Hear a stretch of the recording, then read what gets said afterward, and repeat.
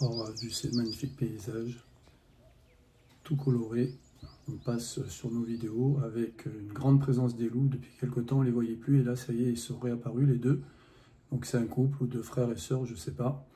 Mais en tout cas, ils sont présents et là, vous voyez, ils sont là même dans la journée ou en fin de journée.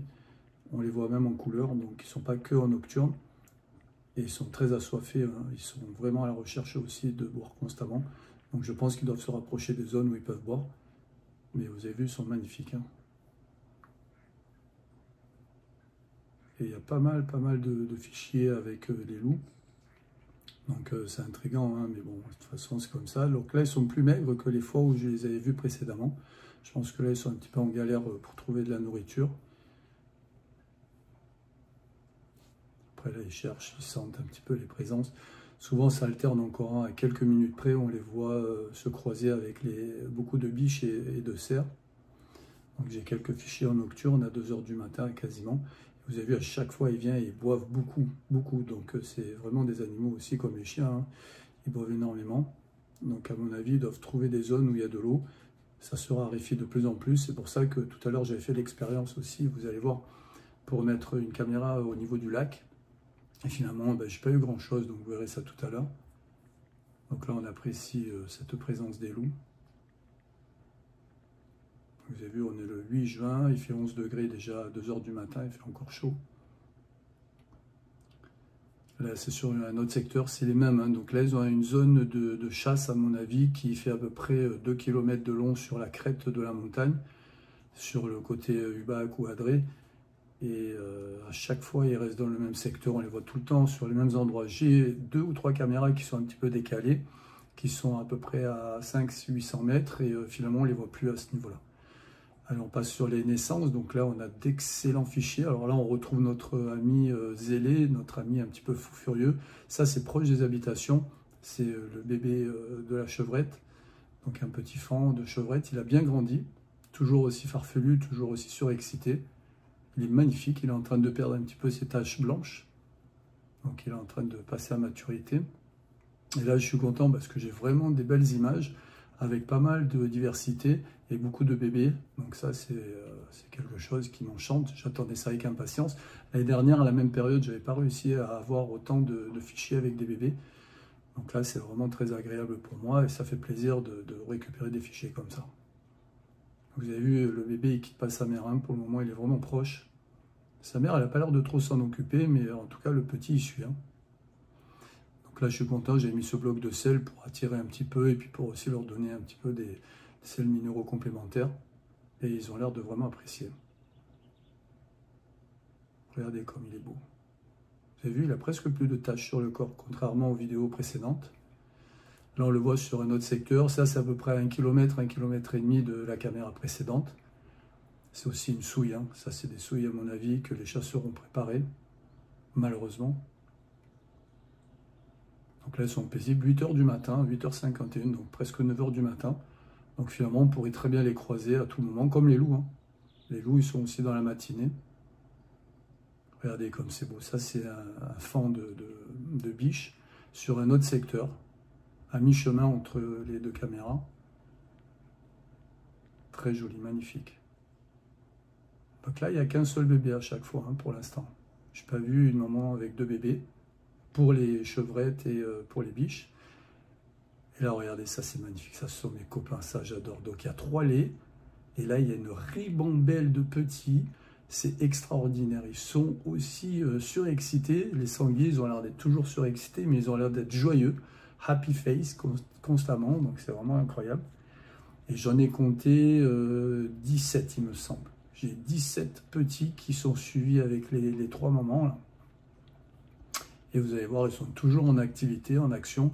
Et pareil, je les récupère sur un secteur à peu près de 1 km ou 2. Donc ils restent toujours à peu près dans le même secteur. Regardez, ils s'amusent les deux. Vous avez vu le nombre de marcassins qu'il y a. Par rapport aux vidéos précédentes, on voit qu'ils commencent aussi à perdre les rayures. Je pense que c'est leur petit camouflage. Regardez, ils sont magnifiques. Genre avec leur petite queue là qui s'agite constamment. Vous avez vu, ça c'est un autre endroit, c'est notre souille. Et regardez tout ça. Là, on est au 19 juin, donc c'est il n'y a pas très longtemps, il y a 3 jours à peu près. Vous avez vu, les parents, ils sont là et les petits, ils suivent. Hein. Regardez le nombre de petits qu'il y a. C'est fabuleux. Et vous imaginez croiser ça dans votre promenade, toute cette marmaille. Moi, j'ai pas eu l'occasion de les voir, mais mes chiens, par contre, ils en sentent souvent.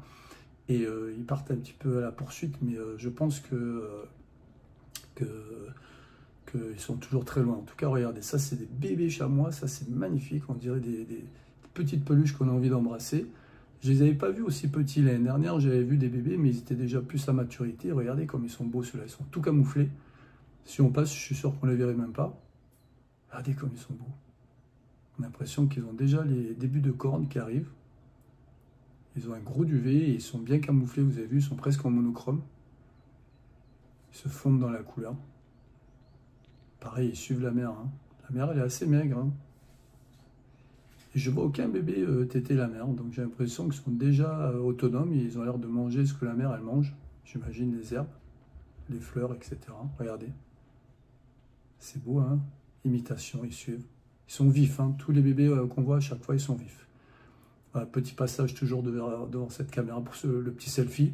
J'ai l'impression qu'elle est habituée. Vous avez vu là, depuis peu, il y a beaucoup de mouches et de thon. C'est infernal pour eux, je pense. Alors on passe sur la suite. Alors j'ai fait un mix un petit peu de ce que j'ai vu. Hein. Donc regardez ce gros sanglier. Ça c'est un mâle, si je ne dis pas de bêtises. Oui, il me semble que c'est le mâle solitaire. Vous avez vu la taille qu'il a. Alors après je vais comparer, j'ai fait un petit dossier Photoshop où on voit la comparaison entre la chevrette et le sanglier. Vous allez voir la masse de cet animal. Et là il m'a poussé le tronc d'arbre. Je ne sais pas ce qu'il voulait faire, là. Je ne sais pas ce qu'il cherchait. Regardez ce qu'il fait là. Ça détruit tout, hein, les sangliers, hein, c'est infernal. Hein. Ouais, à mon avis, il a les dents, là, il a les cornes, on voit. Donc regardez, je fais un petit zap, regardez, c'est pas mal. Hein.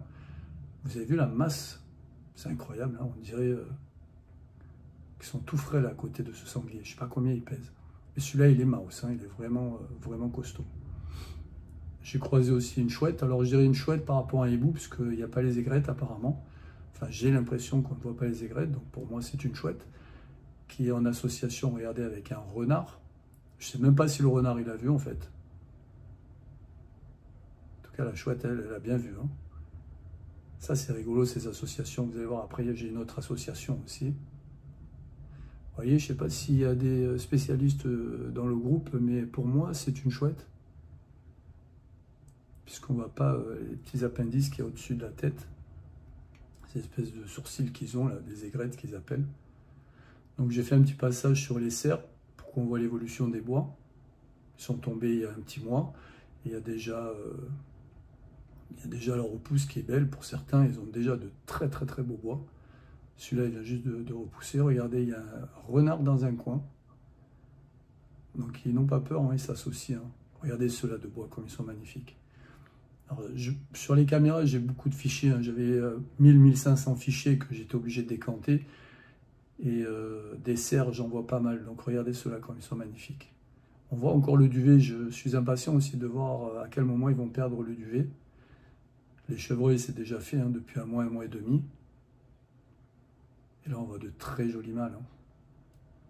J'en compte sur toutes mes vidéos presque une dizaine. Sur un secteur aussi de 1,5 km, 2 km de long. Ils cherchent la fraîcheur quand même, hein, ils cherchent un petit peu d'eau. Je ne sais pas où ils vont trouver l'eau. Alors soit ils vont redescendre plus bas dans les rivières.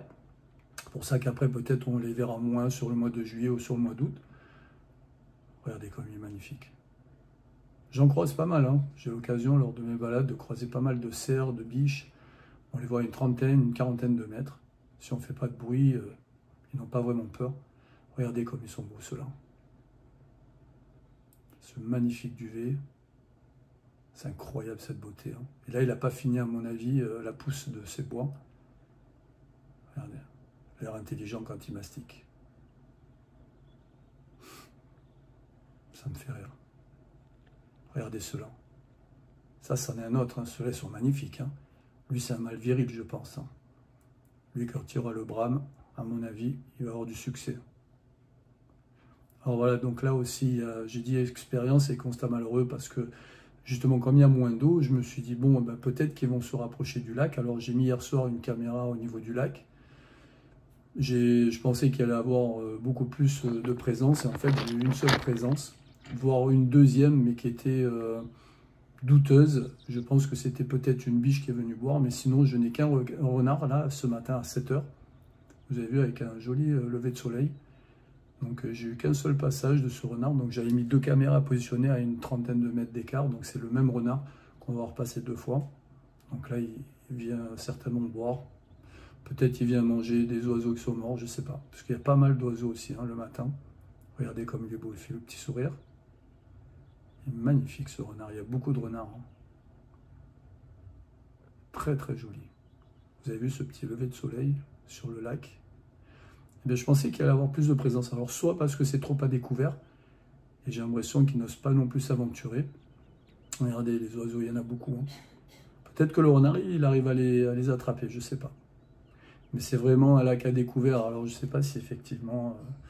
Alors là, j'ai dit pauvre fan parce que la semaine dernière, j'étais heureux de vous montrer un fan en vie. Et là, ce matin, enfin hier matin, on a vu un fan décédé.